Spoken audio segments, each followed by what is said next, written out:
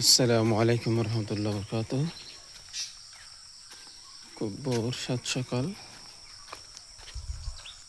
চারিদিকে ঘন কুয়াশা, একেবারে কুয়াশায় ঢাকা। এই যে গ্রাম অঞ্চলের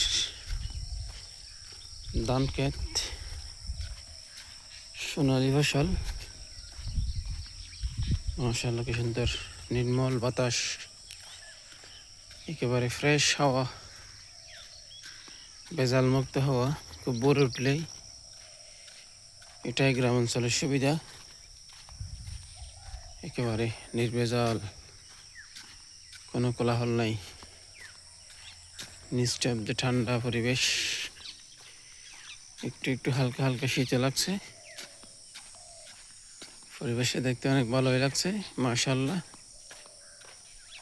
যে চারিদিকে ধান আর ধান, রাস্তার মাছ দিয়ে হেঁটে যাচ্ছি এবং দুই পাশে ধান। কেউ ধান কাটছে, আবার কেউ ধান বাড়িতে নেওয়ার জন্য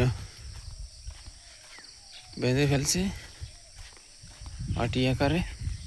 মাশাআল্লাহ অনেক সুন্দর পরিবেশ গ্রামের, এবারে কোলাহল মুক্ত। এই যে মাশাআল্লাহ অনেক বড় বড় একটু আটি বানছে, দুই আটি একসাথে নিয়ে যাবে। এখানকার পরিবেশ গ্রাম অঞ্চলের মাশাআল্লাহ। এই যে কেউ কৃষকেরা ধান কাটতেছে, এই যে পাশেই মাশাআল্লাহ অনেক সুন্দর পরিবেশ মুভমেন্ট।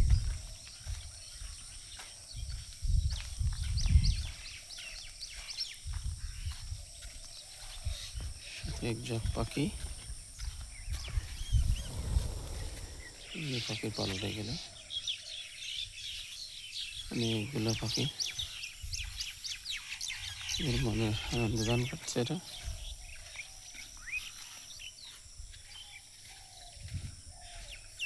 এই যে সোনালী ফসল, কৃষকের হাসি।